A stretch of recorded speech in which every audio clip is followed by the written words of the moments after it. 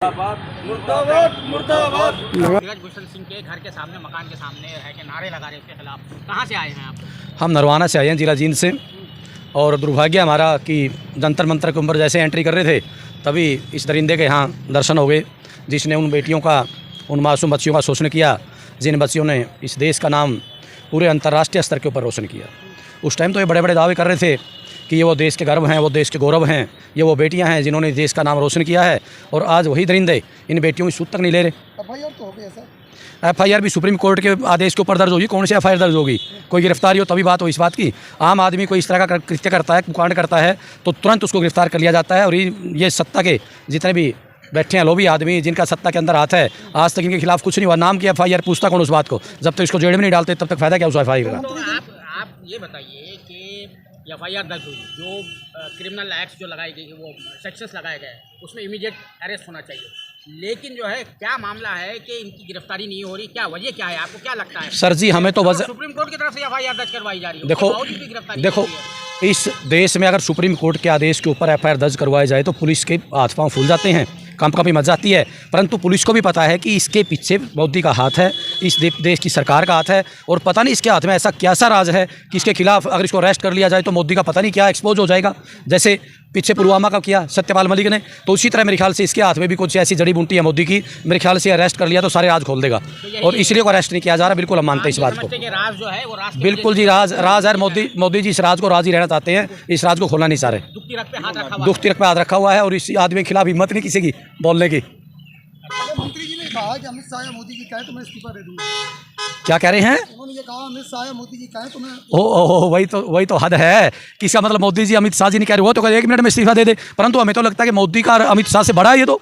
Home ministry इसके नीचे काम कर रही है सारी। जिस आदमी के खिलाफ हिम्मत नहीं बात करने की, इस देश की इतनी मासूम बेटियां यहाँ बैठी है न्याय के लिए, और उसके बावजूद भी इस आदमी का कुछ नहीं बिगड़ रहा। हद है, कमाल है। आपका जो है हरियाणा के चीफ मिनिस्टर जो है और वहाँ के खेल मंत्री कुछ नहीं कह रहे, जबकि हरियाणा की बेटियां यहाँ पर आके बैठी। वैसे तो देश की बेटियां हैं, लेकिन मैं इस वजह से कह रहा हूँ कि वहाँ पर आप लोगों ने चुनकर दिया, भाजपा की सरकार चुनकर दी, लेकिन वो चीफ मिनिस्टर साहब भी खामोश बैठे हुए हैं, वहाँ के जो खेल मंत्री है वो भी खामोश बैठे हुए हैं। सर जी, हरियाणा का खेल मंत्री चीफ मिनिस्टर क्या खोलेंगे यहाँ राज? हरियाणा खेल मंत्री खुद इस केस के अंदर फंसा हुआ है, आज तक उसको अरेस्ट नहीं किया गया। उसके साथ भी लड़कियों के साथ, महिला को उसके साथ सीट खाने का अपराध है। पूरे हरियाणा की खाए पंचायत उसके साथ इकट्ठी होली और आज तक उसको भी अरेस्ट नहीं किया गया। वही बात यहाँ पे लागू होती है। ये इतने ताकतवर लोग हैं कि इनका मेरे ख्याल से सरकार कुछ नहीं बिगाड़ सकती। ये सरकार के भी बाप हैं, इसमें कोई शक नहीं। सरकार से भी कहीं ऊपर है ये। कास्ट फीलिंग भी अब जो है ज़्यादा पैदा हो रही है कि वो फला कास्ट का है करके उसके खिलाफ कोई कार्रवाई नहीं हो रही। यहीं तो इस देश का सत्यानाश हो गया। इन वोटों ने सत्यानाश कर दिया। जब ये देश का नाम रोशन कर रही हैं, देश के लिए मेडल लेके आ रही हैं, जब देश के तिरंगे को पूरे विश्व के अंदर फहरा रही हैं, तब तो ये हमारी बेटियां। और आज बोले जाट की बेटी है, हरियाणा की बेटी है, ये तो भिवानी की है, ये तो जिला जींद की है। तो इससे ज़्यादा शर्म इस सरकार के लिए हो सकती, इससे ज़्यादा शर्म की बात नहीं हो सकती। अगर ये सरकार दोबारा सत्ता में आ गई ना, हरियाणा में मोदी की सरकार है, यहाँ पे इसकी, और हरियाणा में खट्टर की, यहाँ मोदी की, तो आप ये मानना कि अगले 5 साल के अंदर कोई भी महिला, चाहे वो खिलाड़ी है, खेल के क्षेत्र में है, चाहे राजनीति के क्षेत्र में है, चाहे कोई इसी फील्ड के अंदर है, वो अपने घर से बाहर नहीं निकल पाएंगे। हिंदू मुस्लिम की भावना में तो बह जाते हैं ना, आप जो कह रहे हैं हिंदू मुस्लिम की भावना में तो बह जाते हैं, उस वक्त तो नहीं फिर ख्याल करते हैं। सर यही तो दुख है इस देश का कि हम इस देश के एक हैं, हिंदू मुसलमान सब एक हैं, भारत एक है, अखंड है, हम इस देश के अंग हैं। उस सेकुलरिज्म की भावना के अंदर तो इन्होंने वोट के लिए दोनों को बांट दिया, और यहाँ पे आके कह देते हैं बोले तो हरियाणा की है, ये तो पंजाब की है। जब घटना पर क्या कहेंगे? कौन सी? जो घटना हुई उस पर देखो जी, इससे बुरी बात नहीं हो सकती।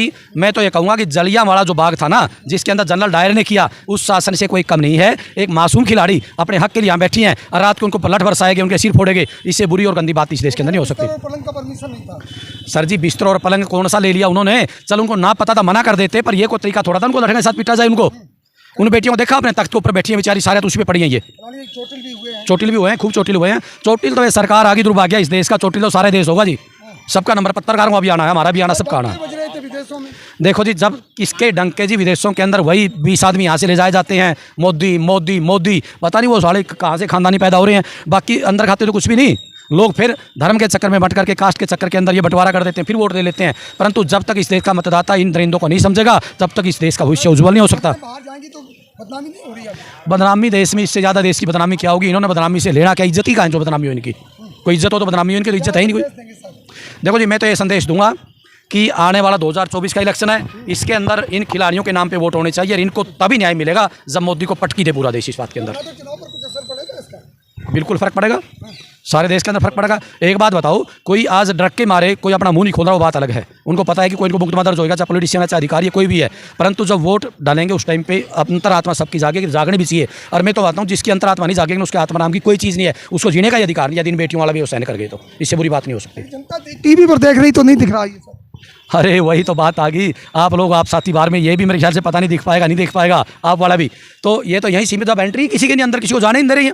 हज़ारों की संख्या में हमारे साथ 20 गाड़ियाँ थी, नरवाने से आई, सारे के सारे रास्ते में वापस कर दी गई, किसी गाड़ी को अंदर नहीं आने दिया। हम चौथे पाँचवें रास्ते से अंदर घुसे हैं, अंदर जाके तो एंट्री ही नहीं है किसी की। तो कौन सी डेमोक्रेसी, कौन सा प्रजातंत्र है? लानत है इस देश पे। बड़ा हो सकता है। बिल्कुल होगा जी। इसकी अल्लापट अगर हरियाणा की बेटियाँ तो हरियाणा से जागेगी, और हरियाणा देख ला अगले 4-5 दिनों के अंदर हरियाणा के अंदर क्या हुआ।